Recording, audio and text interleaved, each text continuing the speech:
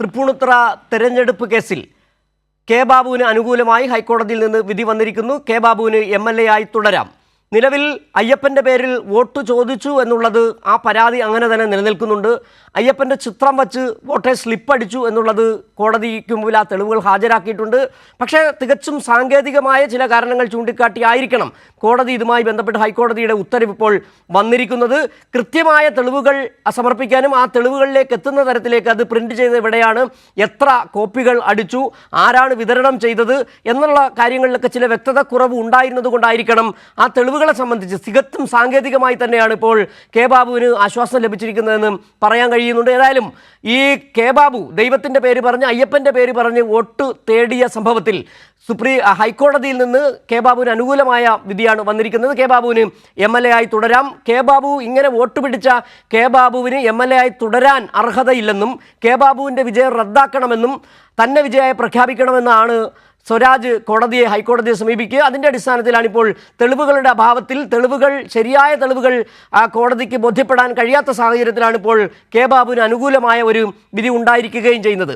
അന്ന് 992 വോട്ടിൻ്റെ ഭൂരിപക്ഷത്തിന് മാത്രമാണ് കെ ബാബു വിജയിക്കുകയും ചെയ്തത്. പിന്നീട് കെ ബാബു ഈ ബാർ ലൈസൻസുമായി ബന്ധപ്പെട്ട നിരവധി കേസുകളിൽ പെടുകയും കെ ബാബുവിൻ്റെ 25 ലക്ഷത്തിൻ്റെ സ്വത്ത് വിജിലൻസ് കണ്ടുകെട്ടുന്ന സാഹചര്യം കൂടി ഏതാനും മാസങ്ങൾക്ക് മുമ്പാണ് ഇതുമായി ബന്ധപ്പെട്ട വാർത്തകൾ പുറത്തു വരികയും ചെയ്ത്. UDF സർക്കാരിൻ്റെ കാലത്ത് ബാറുമായി ബന്ധപ്പെട്ട ഏറ്റവും അധികം അഴിമതികൾ ഉയർന്നിരുന്നു. അഴിമതികൾ പലതും തെളിയിക്കപ്പെടുകയും ചെയ്തു. അതിൻ്റെ അടിസ്ഥാനത്തിൽ 25 ലക്ഷം രൂപയുടെ സ്വത്ത് കെ ബാബുവിൻ്റെ സ്വത്ത് കണ്ടുകെട്ടുകയും ചെയ്തിരുന്നു. ഇപ്പോൾ സാലി മുഹമ്മദ് ചേരുകയാണ് കൊച്ചിയിൽ നിന്ന്. ഒരിക്കൽ കൂടി സാലി, ഈ കേസുമായി ബന്ധപ്പെട്ട് അന്ന് തന്നെ ആരോപണങ്ങൾ ഉയർന്നിരുന്നത് ഈ സാഹചര്യം നമുക്ക് ഓർമ്മയുണ്ട്. അന്ന് ഈ ശബരിമല ക്ഷേത്രപ്രവേശനവുമായി ബന്ധപ്പെട്ട് സ്ത്രീ പ്രവേശനവുമായി ബന്ധപ്പെട്ട വിധി വന്നതിൻ്റെ ഒരു സാഹചര്യം, അതിന് പിന്നാലെ വലിയ തരത്തിലുള്ള ഇത് തെരഞ്ഞെടുപ്പ് പ്രചാരണത്തിലടക്കം കോൺഗ്രസും UDFും ഒപ്പം തന്നെ BJPയും ഉപയോഗിച്ച ഒരു സാഹചര്യം, സംസ്ഥാനത്തെ വല്ലാതെ കലാപകലുഷിതമാക്കാൻ ഈ ഇരു പാർട്ടികളും ഇരു മുന്നണികളും ശ്രമിച്ച ഒരു സാഹചര്യം എല്ലാം കൂടി പരിശോധിച്ചുകൊണ്ടാണ് അന്ന് ഈ തെരഞ്ഞെടുപ്പിൽ ഇത് ഗുണകരമാകുമെന്ന് കരുതി കെ ബാബു ഇത്തരത്തിൽ പ്രചാരണം നടത്തി തെരഞ്ഞെടുപ്പിൽ വോട്ട് തേടാൻ ഉപയോഗിച്ചു എന്നാണ് സ്വരാജ് പരാതിയായി പോവുകയും ചെയ്തത്. ഇപ്പോൾ ഇതുമായി ബന്ധപ്പെട്ട് നിൽക്കുന്ന പ്രശ്നം, ഈ തെരഞ്ഞെടുപ്പ് സ്ലിപ്പിൽ അയ്യപ്പൻ്റെ ചിഹ്നം ഉപയോഗിച്ചു എന്നുള്ള ഒരു തെളിവ് ആണ് ഹാജരാക്കിയിരിക്കുന്നത്. പക്ഷേ സാക്ഷികൾ പറയുന്നതിനനുസരിച്ച് സാക്ഷികൾ നൽകിയ തെളിവിനെ സാധൂകരിക്കുന്ന തരത്തിലേക്ക് തെളിവുകൾ ഹാജരാക്കാൻ കഴിഞ്ഞില്ല എന്നാണ് അഭിഭാഷകൻ്റെ വാക്കുകളിലൂടെ നമുക്ക് മനസ്സിലാക്കാൻ കഴിയുകയും ചെയ്യുന്നത്. ഏതായാലും കോടതി വിധിയുമായി ബന്ധപ്പെട്ട ഏത് സാഹചര്യത്തിൽ എങ്ങനെയാണ് സ്വരാജിൻ്റെ ഹർജി തള്ളിയതെന്നുള്ള സംബന്ധിച്ച് കൂടുതൽ വിവരങ്ങൾ പുറത്തു വരേണ്ടതുണ്ട്. എന്നാൽ പോലും ഇപ്പോൾ MLA ആയി ഈ കെ ബാബുവിന് തുടരാമെന്നുള്ളതാണ് ഒരു ആശ്വാസമായി ഈ കെ ബാബുവിന് വിധി വന്നിരിക്കുകയും ചെയ്യുന്നത്.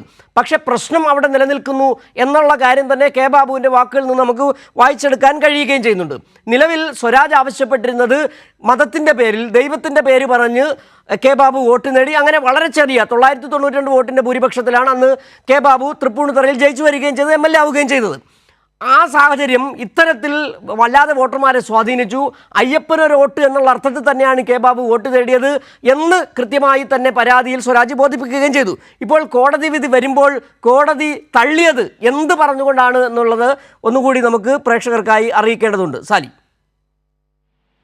സിജു, അക്കാര്യത്തിൽ ഒരു വ്യക്തത ഇനിയും വന്നിട്ടില്ല. കോടതി ഉത്തരവിന്റെ പകർപ്പ് ലഭ്യമായാൽ മാത്രമേ അക്കാര്യത്തിൽ ഒരു തീരുമാനം ഉണ്ടാവുകയുള്ളൂ. ഏതായാലും കോടതി ഏതായാലും ഹർജി തള്ളിയിരിക്കുന്നു. ഇനി എന്ത് ഗ്രൗണ്ടിലാണ് തള്ളിയത് എന്നുള്ളതാണ്. ഇപ്പോ കെ ബാബുവിന്റെ അഭിഭാഷകൻ വിശദീകരിച്ചതനുസരിച്ച്, അദ്ദേഹത്തിന്റെ വാദം അനുസരിച്ചാണെങ്കിൽ ഈ ചില വിറ്റ്നസ്സുകളെ ഹാജരാക്കിയിരുന്നു. അത് ഈ സ്ലിപ്പിന്റെ കാര്യത്തിൽ ആ വോട്ടർമാർക്ക് കൊടുത്ത സ്ലിപ്പിൽ മതചിഹ്നങ്ങൾ ഉപയോഗിച്ചു എന്നതിൽ അതിന്റെ തെളിവുകൾ ഹാജരാക്കിയിരുന്നു.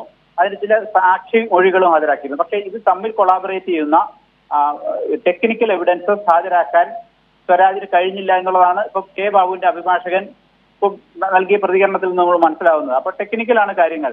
അതായത് കോടതിക്ക് മുമ്പാകെ തെളിയിക്കാൻ കഴിഞ്ഞിട്ടില്ല എന്നുള്ളതാണ് പ്രശ്നം. പക്ഷേ ഇത്തരം സാമഗ്രികളെല്ലാം തെരഞ്ഞെടുപ്പ് പ്രചരണത്തിന് വിനിയോഗിച്ചിരുന്നു എന്ന കാര്യം വ്യക്തമാണ്. അത് ആ കാലങ്ങളിൽ തന്നെ പുറത്തു വരികയും അത് വിവാദമാവുകയും അതിന് രണ്ടു കൂട്ടരും മറുപടി പറയുകയും ഒക്കെ ചെയ്തതാണ്. പൊതുസമൂഹത്തിന്റെ മുമ്പിൽ കൃത്യമായി ഈ വിവരങ്ങൾ ഉള്ളതാണ്. പക്ഷേ അത് കോടതിയിൽ ടെക്നിക്കലി തെളിയിക്കുക എന്നുള്ള ഒരു സാങ്കേതിക പ്രശ്നമാണ് ഇപ്പോൾ സ്വരാജ് നേരിട്ടത് എന്ന കാര്യം വ്യക്തമാണ്. കാരണം ഇതെല്ലാം വിതരണം ചെയ്യപ്പെട്ടിരുന്നു എന്നുള്ളത് ഈ സാക്ഷിമൊഴികളിൽ നിന്ന് കോടതിക്ക് അടക്കം ബോധ്യപ്പെട്ടിട്ടുള്ളതാണ്. പക്ഷേ അത് ഈ കെ ബാബുവും അല്ലെങ്കിൽ UDF-ഉമായി ലിങ്ക് ചെയ്യാൻ എന്തെങ്കിലും തെളിവുകൾ ഹാജരാക്കേണ്ടതുണ്ടായിരുന്നു എം സ്വരാജിന്.